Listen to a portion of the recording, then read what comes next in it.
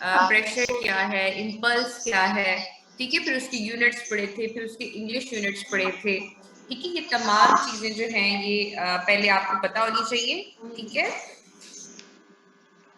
Loads on the human body, ठीक है।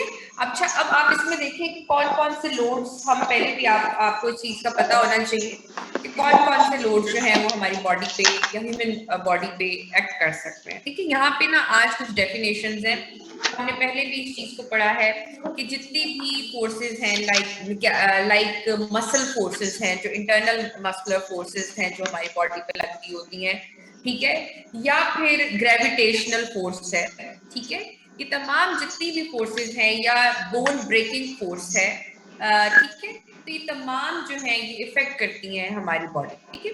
तो हम इससे क्या कह सकते हैं, जो मस्कुलर फोर्सेस हैं, जो ग्रेविटी की फोर्स हमें नीचे की तरफ पुल कर रही है और हमारी इतनी ज्यादा हमारे में पावर या हमारी रेजिस्टेंस होनी चाहिए कि हम उसको अगेंस्ट ग्रेविटी अपने आप को स्टैंड कर सकें, ठीक है। And bone breaking force such as that encountered in a skiing accident all affect the human body different, यानी कि मस्कुलर फोर्सेस जो इंटरनल मस्कुलर फोर्सेस हैं या एक्सटर्नल मस्कुलर फोर्सेस हैं, यहाँ पे जो मस्कुलर फोर्सेस वो इंटरनल मसल फोर्सेस की बात हो रही है, ठीक है। ग्रेविटेशनल फोर्सेस यानी कि जो ग्रेविटी की फोर्स आपको पुल कर रही है, breaking force that encountered skying accident all affect the human body differently। अब उसने कहा जो इफेक्ट ऑफ गिवन फोर्स है, जो आप फोर्स अप्लाई कर रहे होते हैं, वो किन किन चीजों पे डिपेंड करती है। हमने पढ़ा था ना फोर्स, जब मैं आपको पढ़ा रही थी कि कितने मैग्नीट्यूड की फोर्स लगा रहे हैं, ठीक है, किस डायरेक्शन में लगा रहे हैं और कितने ड्यूरेशन के लिए लगा रहे हैं, ठीक है। ये तमाम चीजें हमने पढ़ी थी कि muscular forces, gravitational forces and bone breaking force such as that encountered in a skiing accident all affect the human body differently। अब जो इफेक्ट ऑफ गिवन फोर्स है, जो इफेक्ट हम लगा रहे हैं, जो फोर्स हम लगा रहे हैं, वो किन किन चीजों पे डिपेंड करती है, ठीक है।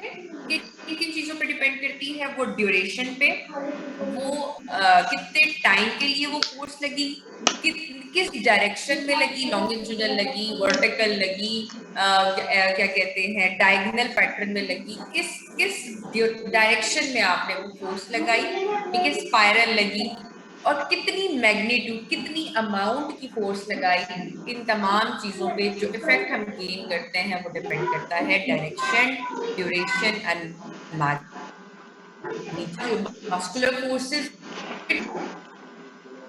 and bone breaking force such as that encountered in a skiing accident all affect the human body, ठीक है। ह्यूमन बॉडी पे कौन कौन सी फोर्सेस एक्ट कर सकती हैं, मसल फोर्सेस, ग्रेविटेशनल फोर्सेस, और भी हमने पिछले चैप्टर में जो मैंने आपको पढ़ाई थी ग्रेविटेशनल फोर्सेस हैं, ठीक है, तमाम एक्ट करती हैं, ठीक है। फिर हमने पढ़ा कि ये the effect of given force किस किस चीज पे डिपेंड कर रही होती है, तीन चीजें हैं, डायरेक्शन, ड्यूरेशन, मैग्नीट्यूड। अच्छा, अब डिफरेंट टाइप्स के लोड्स हैं, आपकी बुक में डायग्राम भी बनी हुई है, ठीक है, डिफरेंट टाइप्स के लोड। अब यहाँ हम पढ़े mechanical loads on the human body, ठीक है। Compression is a mechanical load, tension, shearing, bending, ठीक है। कौन कौन से डिफरेंट टाइप्स के लोड्स हैं, number 1 is compression, tension, shear and bending, ठीक है। कंप्रेशन, टेंशन, देखिए कंप्रेशन स्क्वीजिंग फोर्स, टेंशन किसी भी पार्ट्स को सेपरेट करना, ठीक है, ये इसको हम कहते हैं कंप्रेस, स्क्वीज करना, कंप्रेस करना, कोई भी दो सर्फेसेस को कंप्रेस करना, टेंशन किसी भी दो सर्फेसेस को अपार्ट करना, शियर कहते हैं रगड़ खाने को, ठीक है, एक दूसरे के साथ रगड़ खा के स्लिप होना। बेंडिंग तो आपको पता चल रहा होगा बेंडिंग मूवमेंट क्या, ठीक है जी। अब ये देखिए कंप्रेशन यानी कि एक बोन है कंप्रेस हुई, ठीक है, फ्रैक्चर हो सकता है। टेंशन अपार्ट हो जाना, शियर रोटेशनल उसमें भी आ सकता है कि रोटेशनल भी आ सकता है और स्लिप में भी आ सकता है कि दो सर्फेसेस का रगड़ खाना, ठीक है, टॉर्जन भी कह सकते हैं शियर। अब हम कंप्रेशन को क्या कह सकते हैं, आपकी बुक में भी लिखा हुआ है कि कंप्रेसिव फोर्स या कंप्रेशन, मैंने क्या बोला, कंप्रेसिव फोर्स या कंप्रेशन को हम कह सकते हैं pressing or squeezing force directed axially through the body.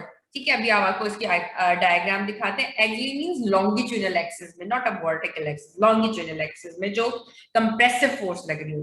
Compressive force और compression can be thought of as a squeezing force और अ प्रेसिंग फोर्स. ठीक है, एक्ट लॉन्गिट्यूडनल एक्सिस और एक्सिली थ्रू द बॉडी, इसको हम कहते हैं कि किस एक्सिस में लगती है, longitudinal axis of the bone. अब इसकी एग्जांपल आप कैसे दे सकते हैं? ठीक है, जैसे वेट ऑफ द बुक्स है. अगर आप किसी चीज पे किताबों को, यानी कि कोई फ्लावर्स पड़े हुए हैं, उसके ऊपर आप बुक्स को रखते हैं, that is the compressive force. ठीक है, सिमिलरली हमारे जो वर्टिब्रा है, जो हम जब हम खड़े होते हैं, जब हमारी ट्रंक इरेक्ट होती है, कि जो स्पाइनल कॉलम पे ईच वर्टिब्रा सपोर्ट करता है बॉडी को, उसके जो अबव होती है. ठीक है जी, ये आपकी बुक में लिखा हुआ है, एग्जांपल्स दी हुई है कि the weight of the book creates a compressive forces on the flowers. Similarly, weight of the body, ठीक है, हम erect position में खड़े हैं, act as a compressive force on the bones. ठीक है, जब हम erect position पे खड़े हुए हैं, तो जो हमारी बॉडी का वेट है वो कंप्रेस बोन्स पे as a compressive force act कर रहा है. ठीक है, दैट सपोर्टेड. इसी तरह उसने कहा कि जब हम ट्रंक हमारी इरेक्ट होती है, इसी तरह हमारा जो वर्टिब्रा है स्पाइनल कॉलम में support the portion of that body. ठीक है, ये आपकी एग्जांपल्स होंगे. तो weight of the body act, example अभी नीचे पूछे दे भी दिए कि weight of the body act as a compressive force on the bones that supported. ठीक है, इसी तरह एक और एग्जांपल दी हुई है. When a trunk is erect, each vertebra in the spinal column must support the weight of that portion of the body above it. ठीक है, फॉर एग्जाम्पल मेरा L1 का वर्टिब्रा है, तो उसके ऊपर वाले जितने सर्वाइकल वर्टिब्रा हैं, थोरेसिक वर्टिब्रा है, वो एक्ट कर रहे हैं as a support of the body. ठीक है, इसका ये मतलब है. टेंशन क्या होता है? आप देखिए, opposite of the compressive force. Tension क्या है? Opposite of the compressive force को हम क्या कह रहे हैं? दैट इज दी बट इसमें क्या होता है, ये इसमें सेपरेशन होती है. ठीक है, इसमें क्या होता है, दो सर्फेसेस को हम अम्पार्ट करते हैं. इसको हम कह सकते हैं, वो था स्क्वीजिंग फोर्स, इसको हम कह सकते हैं पुलिंग फोर्स. ठीक है, टेंसाइल फोर्स. ठीक है, tensile force. The opposite of the compressive force is a tensile force और टेंशन.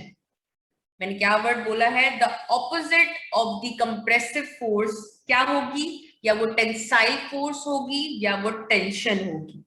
तो टेंसाइल फोर्स को हम क्या कहते हैं? Tensile force is a pulling force, surfaces को अपार्ट जो करती है, दूर करती है. ठीक है, that creates a tension in the subject in which it is applied. ठीक है, ये भी क्या करती है? एक्ट करती है अलोंग द लॉन्गिट्यूडनल एक्सिस. ठीक है, अब हमने इसकी tensile force is a pulling force that creates tension in the object to which it is applied. अब इसकी एग्जांपल में क्या है? Muscle produce tensile forces that pulls. जब हम मूव करते हैं या कोई भी हम मूवमेंट कर रहे होते हैं, जो मसल है जो प्रोड्यूस करता है टेंसाइल फोर्स, उसको हम कह सकते हैं. आपकी बुक में और भी एग्जांपल दी हुई है कि when a child sits in a playground swing, झूले पे जब बच्चा बैठा हुआ होता है, the swing, the child's weight are create tension. जब आप बैठे हुए होते हैं, जो चेन्स लगी हुई होती हैं, झूले की जो रस्सियां या चेन्स के, तो आपका जो वेट है वो एक्ट कर रहा है एज अ टेंसाइल फोर्स, यानी कि टेंशन क्रिएट कर रहा है, और वो जो चेन है उसके उसको क्या कर रहा है? सेपरेट कर रही है. एक एग्जांपल उसने वैसे आपको दी हुई है. ठीक है, तो जितना चाइल्ड हैवियर होगा, उतनी ज्यादा वो उस स्विंग की जो सपोर्ट है उसमें टेंशन क्रिएट करेगा. ठीक है, यहाँ पे बॉडी में एग्जांपल्स दी गई है कि muscle produce tensile force that pools on the attached bones. अब शियर फोर्स क्या होती है? ठीक है, शियर फोर्स कहते हैं पैरेलल टू द सर्फेसेस.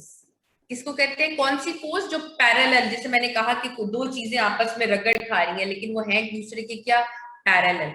वो भी क्या थी? वो दोनों जो थी वो भी लॉन्गिट्यूडनल एक्सिस में एक्ट कर रही थी. शियर फोर्स के जैसे आप कह सकते हैं कि one portion of the object to slide to an other object. ठीक है, इसको कहते हैं स्लाइडिंग. shear force